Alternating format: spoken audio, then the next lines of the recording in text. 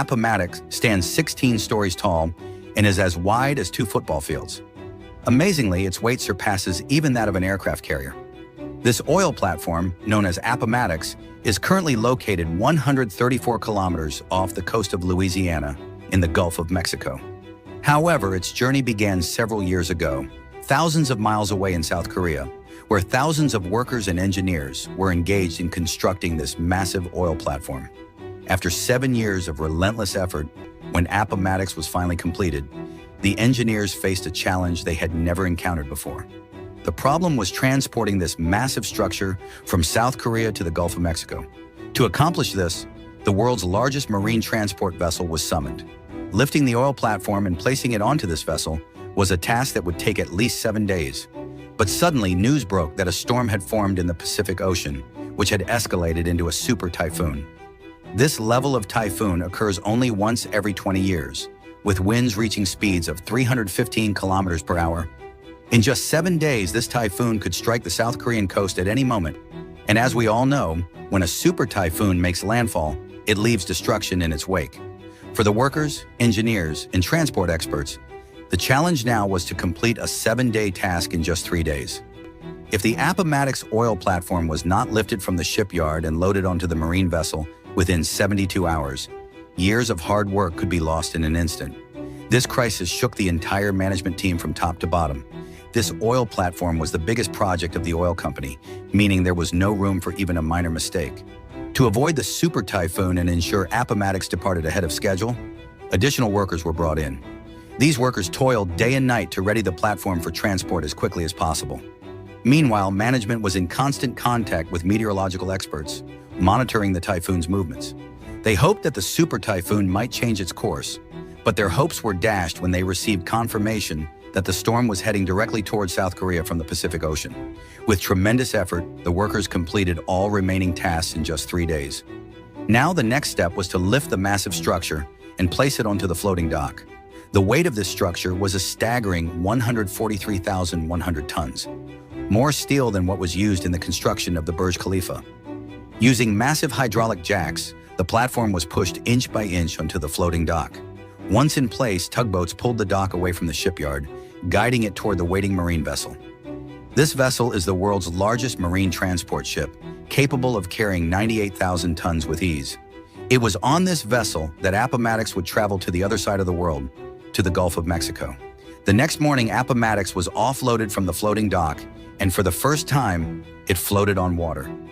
Tugboats then towed the platform to the designated loading point where the marine vessel was waiting. Meanwhile, the super typhoon was rapidly approaching South Korea, keeping management under intense pressure. Now only 48 hours remained before the typhoon struck, and as it drew closer, signs of its arrival became evident. The ocean's waves and winds were intensifying, a major red flag for Appomattox. The timing was extremely critical. Loading an oil platform onto a vessel is a highly complex task. First, the vessel fills its internal water tanks, allowing it to sink into the water. Then, tugboats guide the oil platform over the vessel. Finally, the vessel pumps out the water, lifting itself and the platform above sea level. But this task is not as easy as it looks in animation. For this process to succeed, the sea must remain completely calm. If the waves are rough, Appomattox would not align correctly with the vessel, posing a significant risk to both the vessel and the oil platform. Due to the super typhoon, the sea was already turbulent, making the process nearly impossible. Meanwhile, time was running out and stress levels were skyrocketing. Fortunately, the meteorological department informed the team that they would get a 2-hour window of calm seas the following morning. If the job wasn't completed within those 2 hours, there would be no second chance. By then, the super typhoon would be just 36 hours away. As predicted, the ocean was completely calm in the early morning. Seizing the opportunity, the oil platform was swiftly towed onto the vessel, which then drained its water tanks, lifting the massive structure out of the sea. Just hours before the super typhoon struck, Appomattox successfully departed from South Korea. Shell had completed the first challenge of protecting its oil platform from the storm, but this was only the beginning. After several months of travel, the oil platform finally arrived in South Texas, where it had to be offloaded again. There were 4 modules that were being manufactured there. These modules were fitted onto the oil platform, and once again, it was prepared for its final journey. 130 kilometers offshore, where it would remain for the next 40 years. After 7 years of effort, the moment had finally arrived to connect Appomattox to the oil well, located 30,000 feet below. The platform was floating in waters that were 7,400 feet deep, so deep that 3 Burj Khalifas could be stacked within it. But surprisingly, the oil reservoir Appomattox needed to connect to was another 5,600 feet below that. At such depths, the underwater pressure is extreme, making human intervention impossible. The only way to connect Appomattox to the oil source was through remotely operated underwater vehicles. An installation crew working from a separate platform used cranes to lower these ROVs into the ocean. This was an incredibly delicate operation, requiring the pipelines to be aligned perfectly with the oil well's opening at a depth of 7,400 feet. The entire mission was controlled by operators from above, much like a video game. Fortunately, the task was successfully completed on the first attempt. The next step was transferring the pipeline from the installation platform to Appomattox. This process, called riser transfer, involved 4 separate vessels working simultaneously. First, a chain was extended from Appomattox, which the ROV transported to the second ship. This ship then passed the chain to another platform, which finally pulled the pipeline toward Appomattox. Once the connection was established, the final phase began, drilling down 22,600 feet to reach the oil reservoir. After months of drilling, the pipeline finally reached the oil source, and it was time to pump the first barrel of oil. The entire team gathered for this moment. With the press of a button, the oil pump was activated. As the first drops of oil emerged from 30,000 feet below, the excitement on everyone's faces was priceless. 7 years of hard work by workers, engineers, and management had finally paid off. Appomattox now produces 175,000 barrels of oil per day, enough fuel to power 4 million vehicles daily. Shell estimates that Appomattox will continue producing oil for the next 40 years, until 2060. I hope you enjoyed this video. Don't forget to like and share. Did you know that a Formula One track built with just $8.5 million has become completely useless due to a small failure, while an airport costing $7 billion was sold for just $9,000? Today, you'll learn about some of the world's mega projects that cost billions of dollars to build, but today no one even wants to use them. So let's get started. Number 5, Valencia Street Circuit. This is the Formula One street racing track, which was once famous worldwide as the Valencia Street Circuit. Built for 100 million euros, or $8.5 million, in just 1 year in the Spanish city of Valencia. This track seemed very attractive at first. Not only did it pass through the city's port, but its 140-meter section was also built over a beautiful swing bridge. Seeing the advanced features of this track, Formula One announced that it would host European Grand Prix events here for 7 years, from 2008 to 2014. Everyone was eagerly waiting for the races to take place on this new track. However, when the first race took place here in 2008, the reality became clear. Racing drivers complained that the design of this track was such that there was no opportunity to overtake. The track had 14 tight corners, but before these corners, the roads were so straight that racing cars could reach speeds of up to 320 kilometers per hour. In such sections, the chances of overtaking were very slim, and many accidents occurred. Although Formula One had booked this Valencia Street Circuit for 7 years, it broke the contract after just 5 years. Since then, this street circuit has become like the set of a haunted film. Broken light poles, damaged fences, and wild bushes growing around the track. Nearby, there is even water-filled sections that have been left untouched for years. This is clear proof that this mega project has turned into a complete failure. Number 4, Ciudad Real Central Airport.